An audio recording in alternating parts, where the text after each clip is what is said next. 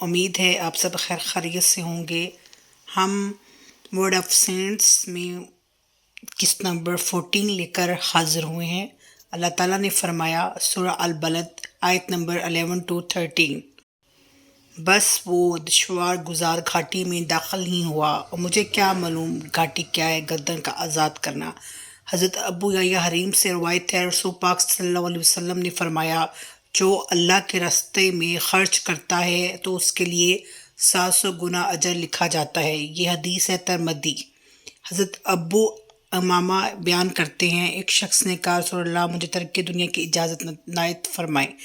نبی پاک صلی اللہ علیہ وسلم نے فرمایا میری امت کی سیاحت اللہ کے راستے میں جہاد کرنا ہے۔ ابو داؤد۔ حضرت ابو ہریرہ سے روایت ہے، مجھ سے رسول پاک صلی اللہ علیہ وسلم نے فرمایا جس نے ایک گردن کو آزاد کیا اللہ تعالیٰ اس کے جسم کے ہر عضو کے بدلے آزاد کرنے والے کے جسم کے ہر عضو کو جہنم سے آزاد کر دے گا، یہاں تک کہ اس کی شرمگاہ کے بدلے میں اس کی شرمگاہ کو۔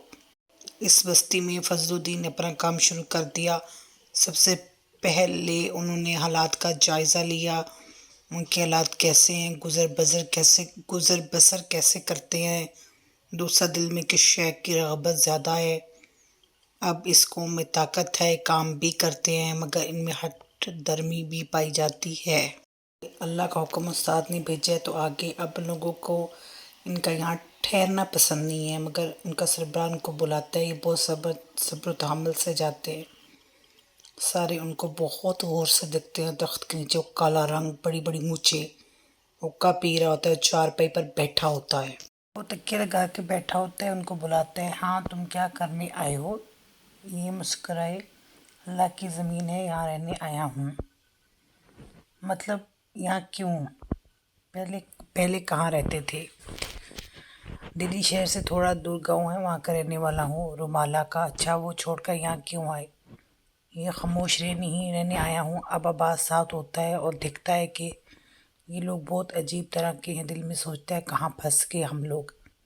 یہ ان کا خیال پہلے سے زیادہ رکھنے لگ پڑتا ہے۔ بولا ہمیشہ انہوں نے اللہ کی رضا اور استاد کی اطاعت کی، اگر یہ کر سکتے ہیں تو ہمیں کیا مسئلہ ہے؟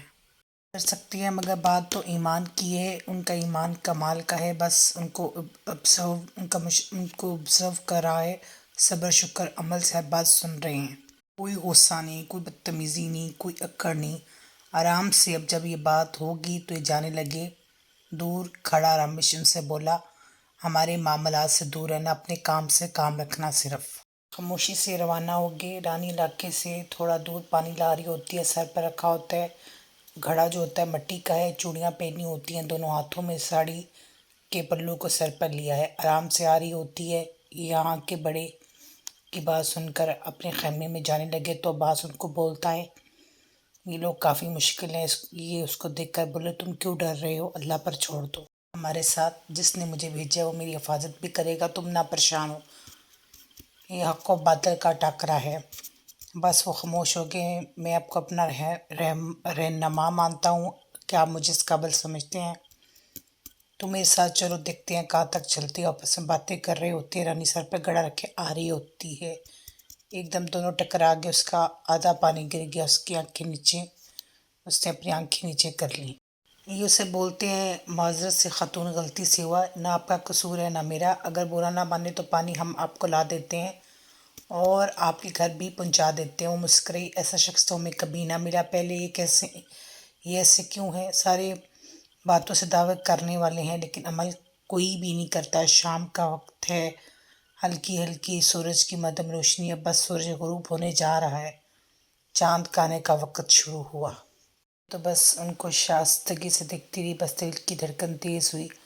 انہوں نے گھڑا لیا، بعد سے بولے یہاں رکو، میں لا دیتا ہوں، پھر اس کے پاس اس کے گھر پہنچا دیتے ہیں۔